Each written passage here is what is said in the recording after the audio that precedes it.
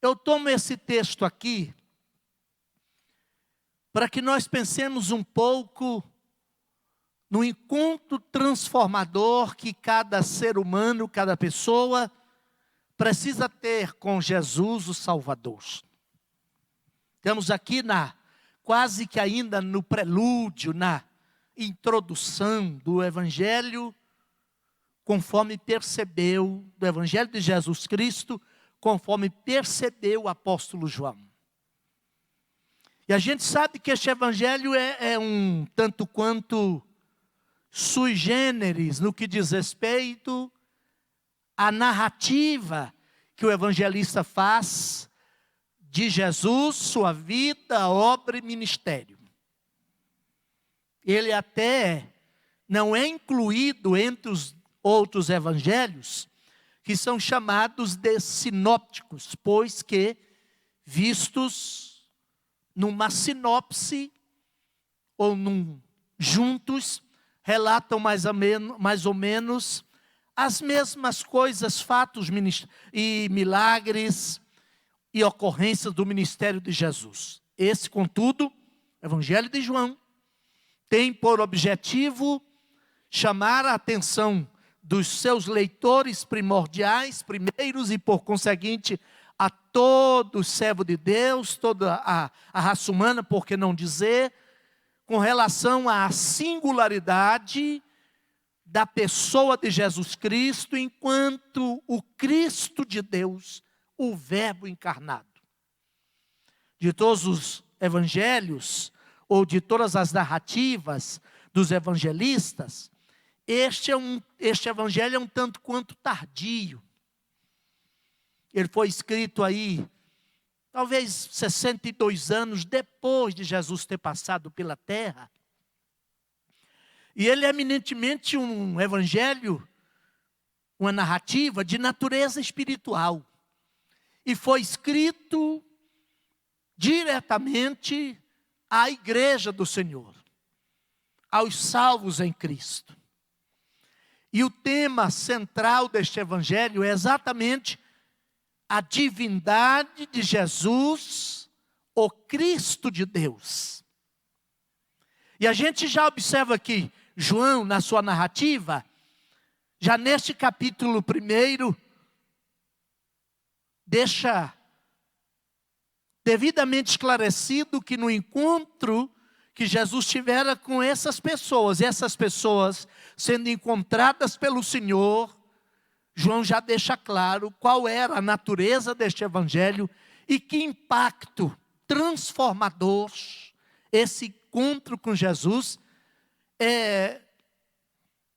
ocasionou, promoveu na vida daquelas pessoas, e eu espero que tenha promovido também na sua vida, e haja também promovido na minha vida, e na vida daqueles de todos quantos encontrarem o Senhor.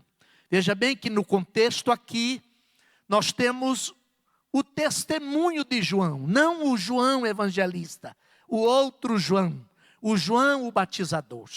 Ele estava em certa região do Jordão, ele que já tinha conseguido e reunido um número de discípulos, e eis que de repente eu imagino que numa imensa fila de pessoas de diferentes confissões, também diferentes grupos religiosos da religião judaica, vinham até ele, João Batista, para serem batizados em águas para o arrependimento.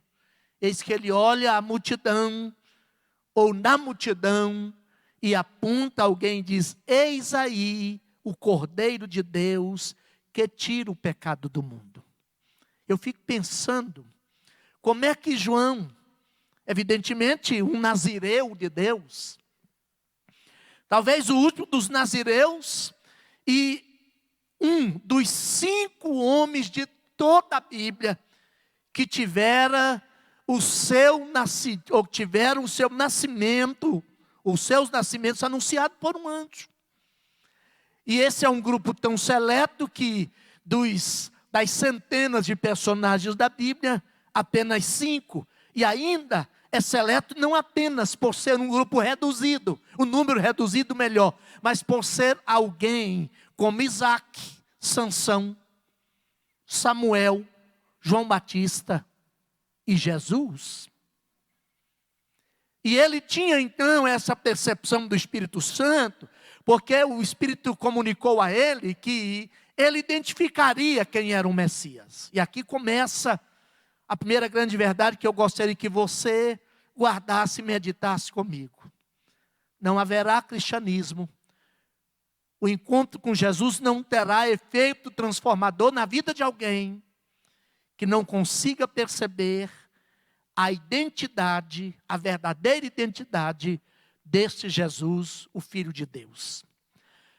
Os irmãos que me ouvem aqui nessa tribuna sacra já há alguns anos, certamente lembram, e muitos já me ouviram dizer, que um dos grandes embates da fé cristã, no aspecto teológico da compreensão da pedra fundamental, da pedra de toque da fé evangélica, é a manutenção de Jesus, mais do que Jesus, de Jesus enquanto Cristo, como elemento distintivo da fé cristã, ou fator que distingue a fé cristã de qualquer outra proposta religiosa.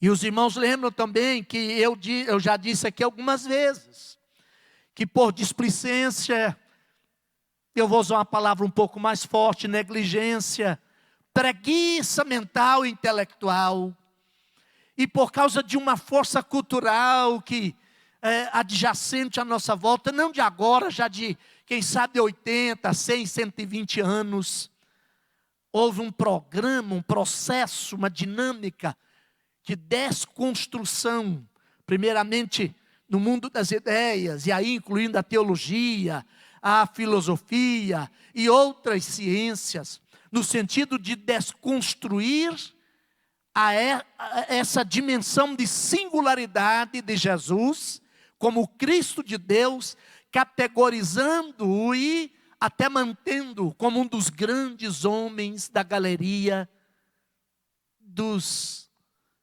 homens da história, dos grandes homens da história. Talvez esse é o pior erro, o pior desvio, que o cristianismo, eu não me refiro a você que me assiste, que me acompanha agora, nem à igreja que quando reunida ocupa essas poltronas aqui, nem mesmo a igreja de Goiânia e de qualquer placa denominacional. Eu me refiro ao cristianismo como um todo. Cristianismo que foi a força da formação cultural e da força moral e até política do mundo ocidental. E por não pensar, por não conseguir manter esse Cristo nessa dimensão, eu não posso afirmar, evidentemente, que o Ocidente é um Ocidente anticristão, mas honestamente eu tenho que admitir, e qualquer pessoa que conhece um pouco o arcabouço histórico desses últimos 200 anos da história da igreja e do cristianismo, haverá de admitir que o cristianismo, na sua esmagadora maioria, no seu jeito de ser, na sua escala de valores, na sua filosofia, na sua compreensão de vida e de mundo, já é pós-cristão. Nós precisamos entender isso. E alguém aqui é João Batista, que dirigiu-se à multidão e disse: eis aí, é este aí, o Cordeiro de Deus que tira o pecado do mundo. Bendito seja o nome do Senhor. Claro que João está usando um termo, uma palavra para identificar Jesus como aquele que é o verdadeiro Cordeiro, que fora prefigurado pelos cordeiros imolados na Páscoa dos judeus ao longo daqueles 1.400, 1.500 anos da história do Antigo Testamento. Mas há uma outra verdade aqui que eu gostaria de compartilhar com os amados irmãos. É os circunstantes aqui. Que impacto aquele momento, aquela expressão, aquele encontro causou nesses personagens. Nós vemos aqui André, que era seguidor de João Batista. Ouvindo essa expressão, aquilo impactou o coração dele certamente. E no dia seguinte, ou momentos depois, ele encontrou seu irmão, Simão. E aquele momento que ele tivera com Jesus, depois da identificação de quem era Jesus, ainda que ajudado pelo João o batizador, ele chega a Pedro e diz o seguinte: olha, achamos o Messias, que é traduzido é o Cristo. Quero parar aqui. A segunda verdade é que o encontro com Cristo, com Jesus, não será impactantemente transformador se nós não chegarmos a esse nível de compreensão. Que Pedro, aliás, que André, ao testemunhar a Pedro, seu irmão, diz: achamos o Messias chamado Cristo. E a grande questão é, meu amigo e meu irmão, quem é Jesus para você? Eu preciso dizer como ensinador, se é que eu seja em alguma medida, ensinador do Evangelho, admirador e amante das Escrituras, alguém que ao longo da existência tem dedicado a vida a compreender, a amar o Evangelho e a Jesus Cristo. Me entristece tantas das vezes quando eu percebo que na cultura adjacente, e eu digo cultura religiosa também, tudo isso que se construiu em termos de religião, de evangelicalismo, de essa coisa toda que a gente percebe aí na nossa sociedade, no nosso mundo hoje. Quando nós nos contentamos com qualquer apresentação, com qualquer discurso, por mais raso que ele seja, sobre Jesus. E tem muita gente satisfeita em ter Jesus simplesmente como o grande psicólogo da vida, aquele que, por meio de seus ensinamentos, sua prática de amor e uma compreensão de amor muito ligada a uma coisa melosa, um amor que é muito passivista. O máximo que ele fez é dar algumas orientações para ajudar pessoas de alma vazias e dar alguns conselhos. Não, Jesus não é simplesmente. Claro que ele é também isso, mas é muito mais do que isso. Eu comprei há um tempo atrás um livro da Sextante. Sei de que Mike ou Michael Baker, uma coisa assim. O título do livro é Jesus, o maior psicólogo do mundo. E isso retrata, pastor Washington Ferreira da Silva, o que eu estou dizendo em termos de cultura, em termos de percepção.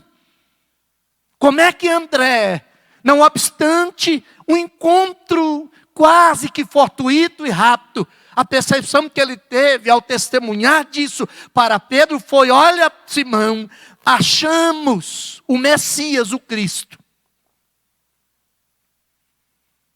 Não haverá cristianismo, me perdoe meu amado irmão e amigo que me ouve, não haverá verdadeiro evangelho e por conseguinte não haverá verdadeira igreja se nós não tivermos essa percepção e essa compreensão.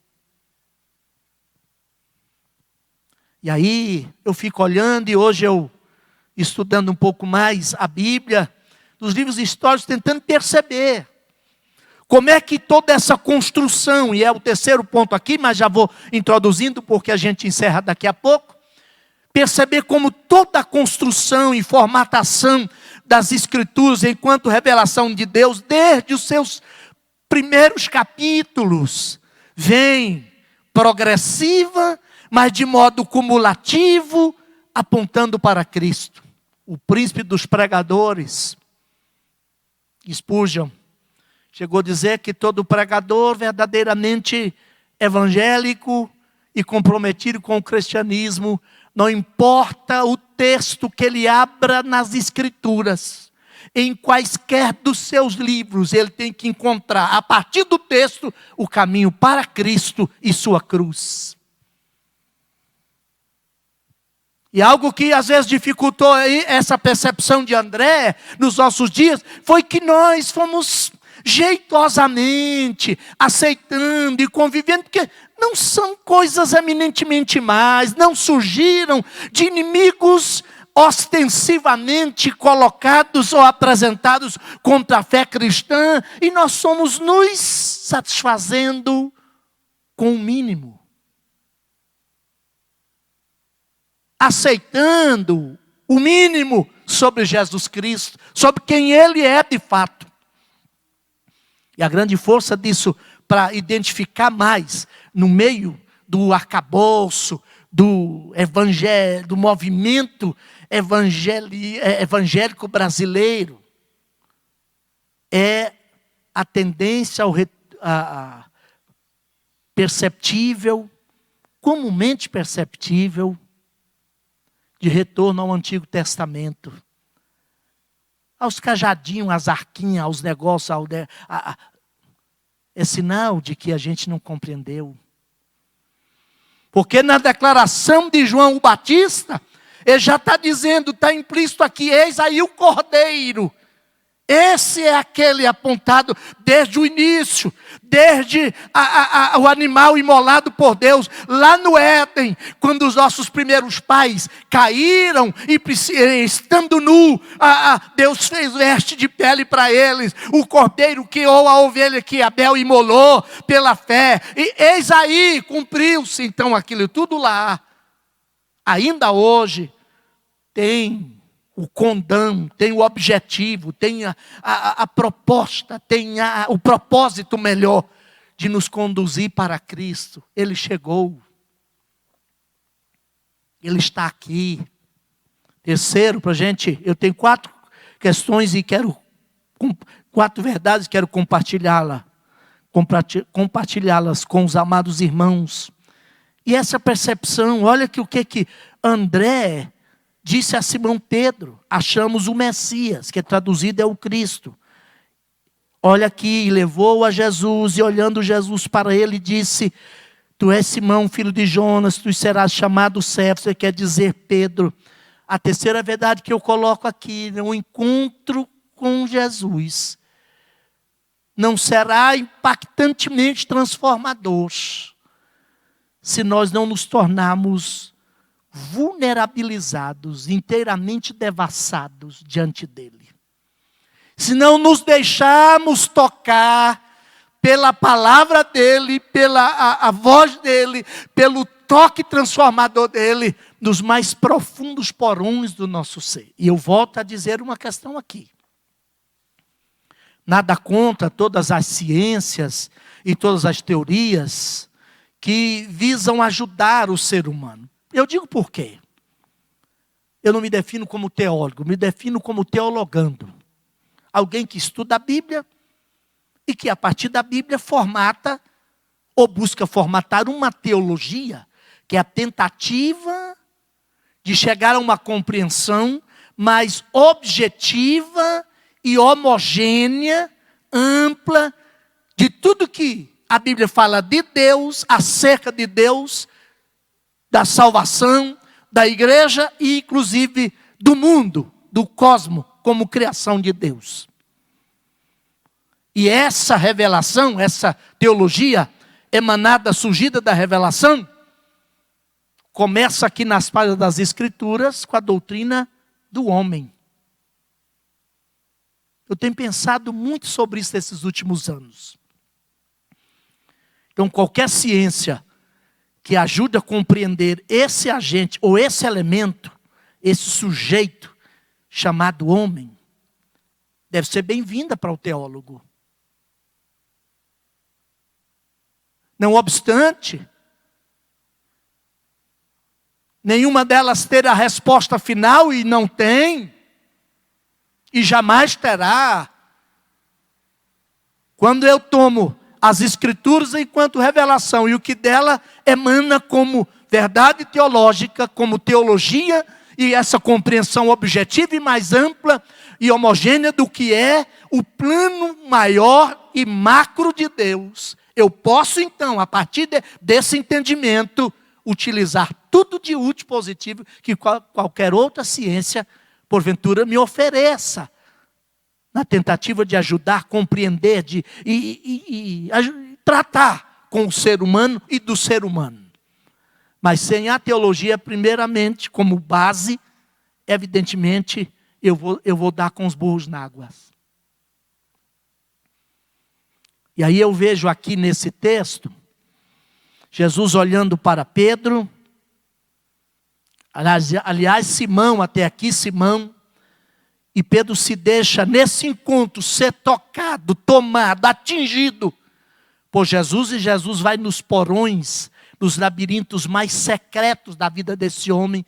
Jesus olha na janela da alma, que o poeta diz que são os olhos como a janela da alma. Olha para ele e diz: ei, Simão, filho de Bajonas, não é? Tu serás chamado Pedro, o Cefas, que quer dizer Pedro. Jesus está dizendo para Pedro aqui. Jesus percebeu que o temperamento, a vida de Pedro era muito como uma gangorra. Ele precisava de uma firmeza de uma rocha. Cefas é a palavra aramaica para pedra. Petros é a palavra grega também para pedra. Sabe, amados irmãos que me ouvem, que me assistem, e alguns aqui que honrosamente vêm nos acompanhar aqui nesta noite. Esse cristianismo resultante dessa desconstrução que eu acabei de falar, gerou uma comunidade de crentes extremamente fragilizadas. Estamos vivendo um momento difícil, é claro que nós nos sentimos perturbados, preocupados, de certa forma até em algum momento ansiosos, pelo que está acontecendo, mas nós não podemos ser tão fragilizados. Nós precisamos no encontro com Jesus, a marca com o Cristo que eu preciso deixar em nós, é restaurar em nós uma emocionalidade, um caráter, uma personalidade, uma firmeza de uma rocha, de uma pedra. Eu tenho dito isso aqui também, para eu passar a quarta e concluir. Algumas vezes os amados já me ouviram dizer isso aqui. Esse tipo de compreensão, essa falta de impacto transformador no encontro com o Cristo, até porque não se começa pela percepção de quem Ele é, gerou uma comunidade cuja esmagadora maioria é permanentemente infantilistas. Não caminham por si só. Não crescem na fé. Gente milindrada demais. Gente que falta aquilo que a gente chama de fibra em meio ao combate da existência. Eu fico olhando essa situação toda e penso como Santo Agostinho falou lá no passado. Preciso deixar o meu passado nas mãos da misericórdia de Deus. Meu presente contando com o amor de Deus, que é permanente, e não é um amor meloso. Não é essa coisa cantada e decantada aí por essa filosofia permissivista que nós vivemos nos nossos dias. Não, mas o amor conforme descrito, definido, conceituado pelas Escrituras. E o meu futuro, eu quero deixá-lo nas mãos da providência de Deus. Mas eu penso, se Cristo tardar a voltar, e a igreja brasileira, e não só brasileira, eu vou alargar um pouco mais, a igreja ocidental, tiver que ter um enfrentamento recrudescido com a oposição quanto à fé, posso estar enganado, tomara esteja, mas um grande percentual desses frequentadores de igreja não suportarão, porque o encontro com Jesus não os tornou firmes como uma rocha, como Pedro, uma pedra. Claro que isso se dá ao longo do processo. A gente vê Jesus investindo na vida desse Simão, e ao longo do tempo, Jesus foi trabalhando a vida dele nessa temperamentalidade, nessa vida, nesse comportamento de gangorra deste homem. Mas tudo começou aqui.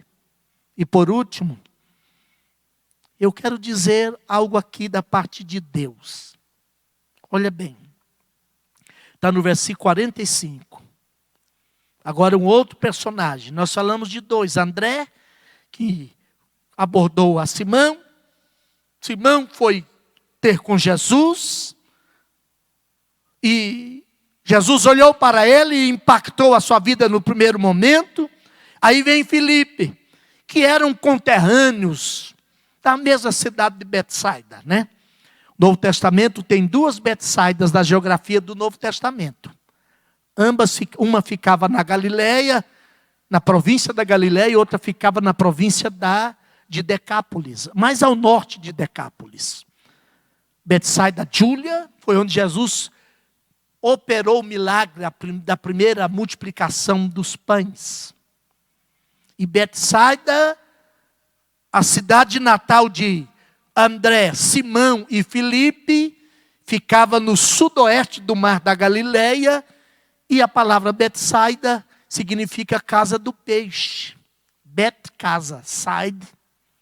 Foi de lá que eles tinham a indústria pesqueira, e Jesus os chamou, a Pedro, a João, mas de Cafarnaum, certamente. Mas o que eu quero chamar a atenção aqui, é que Filipe agora é encontrado por Jesus. Jesus então foi para a Galileia.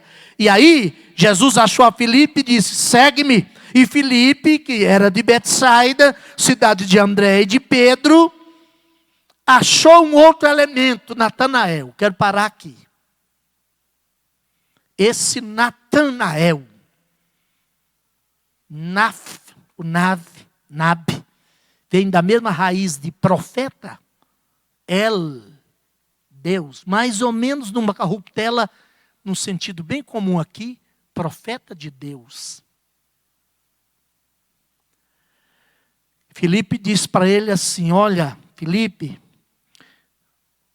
aliás, Natanael, havemos achado aquele de quem Moisés escreveu na lei, de quem também escreveram os profetas, Jesus de Nazaré, filho de José. Todo encontro impactante e transformador com Cristo necessariamente gerará em nós uma aptidão, um desejo, um anelo para o estudo meticuloso, constante das Escrituras. Não tem como saber, conhecer, aprofundar nestas convicções e verdades no que concerne a pessoa desse Cristo sem voltar às Escrituras. Aí eu retorno o que eu disse introdutoriamente. Todas as Escrituras, do Gênesis, por todo o Pentateuco e por todos os livros históricos, pelos livros de sapiência ou de sabedoria, também chamados poéticos, os profetas maiores e menores. O âmago de tudo isso é apresentar Jesus como o Cristo, apresentar o Cristo. Por que então que o movimento evangélico, e infelizmente em alguma medida, também o nosso movimento, está retroagindo demais ao passado? Parece que Cristo já não basta. Nós perdemos Jesus, ou Cristo, na parafernália de eventos, de cerimônias, de celebrações, que legitimamente a gente faz. Mas deixa eu dizer para você, se esse Cristo, o encontro com esse Cristo, não nos fizer comprometidos com a palavra, e não percebemos que Ele é o culminar, o resultado de toda aquela revelação passada, pastor Valtinho, não é o cristianismo. E onde Cristo não é tudo, tudo é nada. E veja bem qual foi o impacto transformador na vida deste Natanael. Jesus olha para ele. Aliás, Filipe fala com ele. E Filipe entendeu. no encontro que ele tivera com Jesus, não sei quanto tempo, João não narra isso, que ele era o cumprimento de tudo aquilo lá. Ele falou, o Cristo, o Messias, do qual falou Moisés lá na lei, e os outros profetas também dele falaram. Aí ele diz assim, ele veio de Nazaré. Natanael, certamente um tanto preconceituoso, não sei se eu posso dizer assim, pergunta, pode porventura vir alguma coisa de Nazaré? Aquela insignificância de aldeiola que nem no mapa está. Sabe o que eu gosto disso aqui? Aí está na minha conclusão aqui. Sabe o que Natanael, Filipe falou para Natanael? Vem e vê. Nós temos uma fé que não quer debater, não quer ir para o confronto. E essa fé meramente intimista, desfrutada, expressada apenas no arrepio, nas sensações, não suporta o embate. Até porque não nasce das Escrituras. Não vai a lei e os profetas, como Filipe entendeu aqui, ele é o cumprimento de tudo aquilo. Agora, Filipe corajosamente, como um recém-convertido, quero dizer assim, e eu e você, que estamos na igreja há muito tempo, ele disse, vem Natanael, você questiona, vem ver. Eu quero crer que, se Cristo voltar, nós tenhamos coragem, talvez até como resultado e consequência desse momento que nós estamos passando. Estruturalmente, organizacionalmente, institucionalmente, creio que a igreja nunca será mais a mesma a partir de agora. Por N razões que eu não tenho tempo e nem quero nominar aqui. Elencar aqui.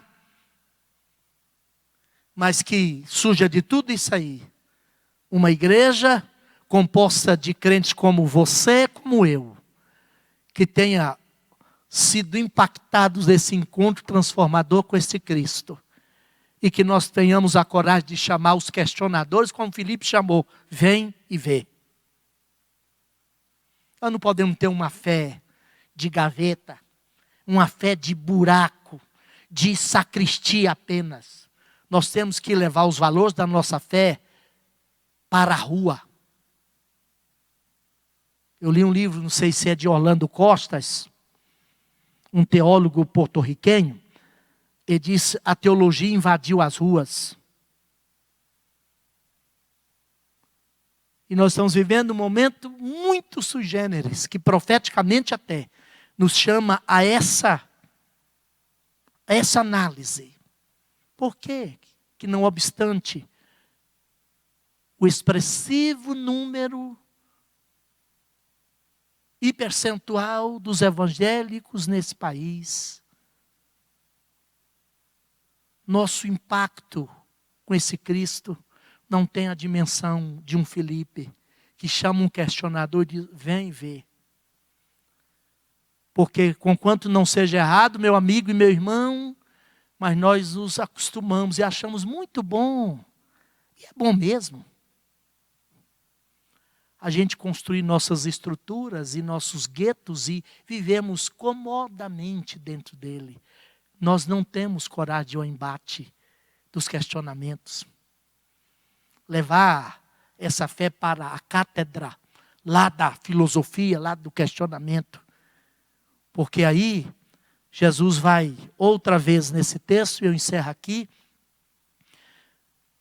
Filipe diz para Natanael, vem ver.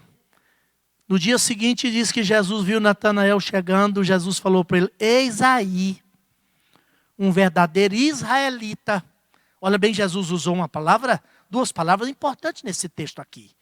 Que é a conclusão desse encontro impactantemente transformador com o Cristo. E só quando eu percebo que de fato ele é o Cristo que socorre. Falou, eis aí, um verdadeiro israelita. Neste não há dolo. O que Jesus está dizendo? Quando Jesus encontra, vocês leram comigo? Você ouviu eu lendo, você que está me assistindo? Que Jesus resolveu ir para a Galileia. Certamente ele estava no sul, em algum lugar que não a Galileia, pois resolveu partir para lá. E enquanto ia para a Galileia, teve que passar certamente ali pelas montanhas de Efraim e chegou ao mesmo lugar onde geograficamente Jacó teve a visão da escada de anjos que subiu e descia por ela, Gênesis 28. Só que aquele lá não era israelita. É outra tese, pastor Valtim, que nós precisamos aprender corajosamente a enfrentar. Quem é o Israel de Deus hoje? Por que que o mundo cristão perdeu o norte da África, o leste europeu e o oriente para outras religiões? Que nós não soubemos entender que o pacto de Deus não é com uma etnia cultural e nem com uma raça. É com israelitas nascidos de novo. E Jacó já era judeu, mas não era israelita. Aliás, o nome dele significa enganador, doloso. O Jesus falou para Natanael, você não, você é verdadeiro. Aquele lá era enganador. Aquele era doloso. Aliás, o nome dele evocava dolo. Ele era enganado. Você não é verdadeiro israelita. Sabe o que Jesus está dizendo aqui? Para esse homem, depois da admiração de Natanael, falou, de onde me conhece? Falou, eu te vi lá debaixo da figueira. E os estudiosos dizem que Natanael estava estudando a Bíblia, estudando a lei, estudando as Escrituras. Ele admira. Jesus falou, olha, só porque eu disse para você, conhecendo detalhes da sua vida, que quem encontra comigo não pode ter mais área de reserva na sua vida. Não tem baú fechado mais a 7 chaves, meu amigo. E essa transparência de vida tem que vir para a realidade da expressão da igreja, também como comunidade social. Não pode ter mais baú fechado, rapaz. Eu te conheci, eu te vi, antes de te encontrar. E só porque eu disse que te vi, você crê? Muito mais depois, de agora em diante. Por que ele falou de escada e anjo subindo e descendo de novo? Porque ele está lembrando daquele outro lá. Oh, se nós tivéssemos entendido isso dentro da fé cristã. O cristianismo nesses 2000 anos de história. E nós, individualmente, comunidade menor, cada bandeira denominacional, existindo legitimamente como representante da igreja universal e do corpo de Cristo. Quem sabe nós temos evitado tantas guerras, tantas batalhas, tantas cruzadas. Eu vejo o crente ainda, claro que já estou encerrando, não é tema para hoje, falando assim, tal Israel jogou umas bombas lá no tal país, aleluia, a Bíblia está cumprindo. Esquecem de que o grande plano de Deus não começou com Abraão, começou com Adão. O plano redentor de Deus e o amor de Deus na sua macro-inclusividade, se eu posso usar essa redundância, começa com Adão. Abraão e o que dele veio como descendência era meramente reino de sacerdotes. E a Bíblia diz que não se constitui sacerdote em benefício próprio. Todo sacerdote é constituído em favor de outrem. E Deus queria que aquela nação fosse reino de sacerdote para o mundo. Porque o plano de Deus é inclusivo. Esse mesmo João, no capítulo seguinte, e é fantástico estudar João, vai dizer, porque Deus amou. Qual é o grau de abrangência? O mundo. E amou, qual é o grau superlativo? É mais do que superlativo. De tal maneira. Qual é a consequência desse amor? Que deu. Deu o quê? O melhor que ele tinha. O seu Filho unigênito. Para que todo aquele que nele crê. Que coisa, hein? Você, meu irmão, você, meu amigo, é uma live, a gente tenta trazer algo mais. Talvez mesmo você que não está online conosco agora, amanhã ou depois você vai plugar em uma desses instrumentos das redes aí e vai ouvir isso aqui. Isso tudo tem o sentido de emular em você, como cristão, o desejo de conhecer de fato quem é o Cristo. Vou repetir, o encontro transformador ou de impacto com Cristo só operará transformação na sua vida e na minha vida quando nós chegarmos para Ele, sermos encontrados por Ele ou levados a Ele com essa percepção de quem Ele é.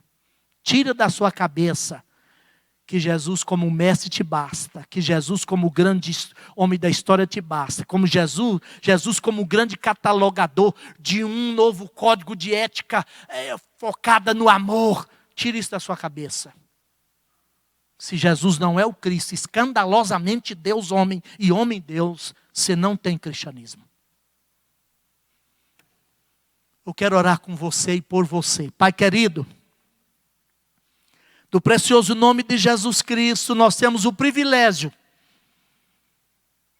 depois de centenas de séculos, dezenas de séculos, nos aproximamos da mesma verdade do Evangelho exarado aqui nas Escrituras Sagradas.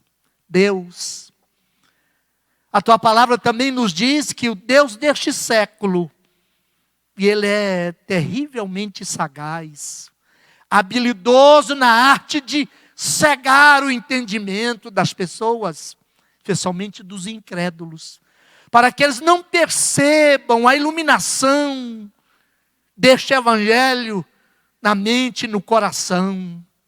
Nós estamos vivendo um tempo tão singular na história da igreja. A igreja militante, seu povo, representado em muitas e múltiplas e diferentes denominações, onde se prega o verdadeiro evangelho, vive a disciplina do ensinamento do mesmo evangelho e celebra-se as ordenanças do Senhor, como o batismo e a ceia.